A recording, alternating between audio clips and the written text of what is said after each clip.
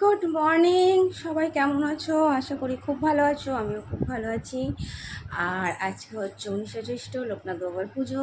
তো আমার বাড়িতে তো আমি সেভাবে লোকনাথ বাবার আজকে যেহেতু মৃত্যু দিবস, তোমরা জানোই আজ 2-3 বছর ধরে মৃত্যু দিবসটা কিন্তু আমি সেভাবে পালন করি না। জাস্ট ফল মিষ্টি সামনে এনে দিয়ে দিই। কালকে সেভাবে আনাও হয়েছে, তোমাদের বললাম না বেরোনোর হয়েছিল, তো বেরিয়ে নিয়ে আসা হয়েছে। আমি আর বাপি বেরিয়েছিলাম, বেরিয়ে গিয়ে নিয়ে এসেছি 5 রকম ফল, 5 রকমের মিষ্টি, তালশাঁস, তারপর আমিত্তি, ফুলের মালা সব নিয়ে এসেছি। মা পুজো দিয়ে দেবে, কারণ আমি দিতে পারবো না, তোমরা জানো। তো মা দিয়ে দিচ্ছে পুজো।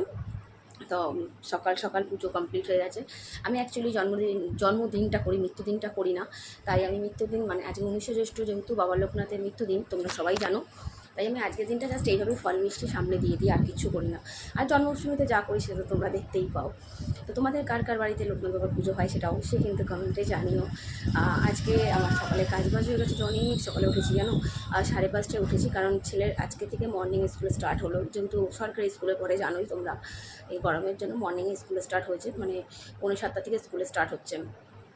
তো ছেলেকে 6:20-তে গাড়ি নিতে এসছে, এসে নিয়ে গেল। তো অবভিয়াসলি ভোরবেলা উঠতে হবে, ছেলেকে পাঠিয়ে আবার ঘুমিয়ে পড়েছিলাম। তো ঘুম থেকে উঠে এই কাজবাজ সমস্ত সারা হয়ে গেছে। আর সত্যি দেখবে ঘরের কাজবাজের মধ্যে না, বেডশিটটা যদি ঠিকঠাক পরিষ্কার পাতা থাকে, মনে হয় ঘর আমার অর্ধেক পরিষ্কার। তো গলুকে আজকে স্নান করিয়েছি, কারণ বেশ অনেকদিন হয়ে গেছিলো, ওকে স্নান করানো হচ্ছিলো না। গরুকে স্নান করানো হয়ে গেছে, ওই যে ওইখানে গরুর খাবার বসিয়ে দিয়েছি প্রেশার কুকারে। আমারও ঘরের কাজবাজ সমস্ত হয়ে গেছে। এখন আমি ব্রাশ করব, করে আমি স্নানটা করব, কারণ আজকে আবার আমার দিদিকে নিয়ে 1:30টার সময় ডাক্তার দেখাতে নিয়ে যাওয়ার আছে। তো আমি, জেঠু আর দিদি, আমরা 3জনে যাব ডাক্তার দেখাতে। দিকটা বুঝতে পারছো তো, কিরম রোদ বাইরে। আবার একটা কী করা যাবে, নিয়ে যাব ওকে। দেখি ডাক্তারবাবু কী বলে, কারণ এখানে এখন নর্মাল ডায়ালিসিস তো হয়েছে, বাট এবার নর্মাল ডাক্তারও দেখাতে হবে। এতদিন তো ডাক্তার কিছুই দেখানো হয়নি। দাঁড়াও, আমার না বাইরে গামলাটা পড়ে গেছে। বাইরে গাছে জল দেওয়া থেকে শুরু করে সব কমপ্লিট। আর মা বাড়িতে রান্না করছে।